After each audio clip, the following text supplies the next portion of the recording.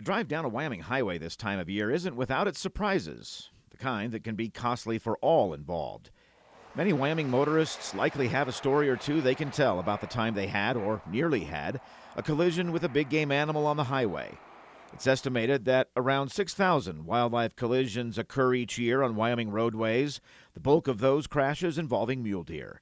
The risk of a crash goes up in the fall and spring months as deer migrate to and from their winter and summer ranges.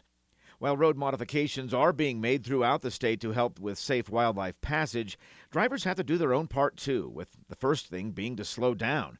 Drivers often don't see deer until right before a collision, so a lot of crashes can be avoided by reducing speeds, even going slower than the posted speed limit. Be mindful of other drivers too. Leave enough distance between you and the vehicle in front of you so that you have time to react if an animal runs in front of them. If you should collide with deer or other large wildlife on the road, or see injured wildlife, call the Wyoming Highway Patrol Dispatch. Many deer may look to be okay, but they later die off the road due to broken bones. If the crash does kill a deer, call authorities for help. Do not try to move a dead or struggling animal off the roadway, as it can be extremely dangerous. A good deal of this is just common sense. Be as aware as possible while driving.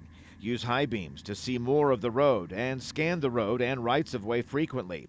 In recent years, highway underpasses are being constructed as an effective means of directing wildlife in high collision areas under highways, greatly removing the possibility of a collision. But most areas are still relying heavily on wildlife crossing signs posted in areas where wildlife have a history of crossing.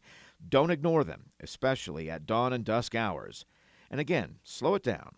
In 2017, the Wyoming Wildlife and Roadway Initiative Team was formed and launched an online tool depicting high collision sections of highways across the state.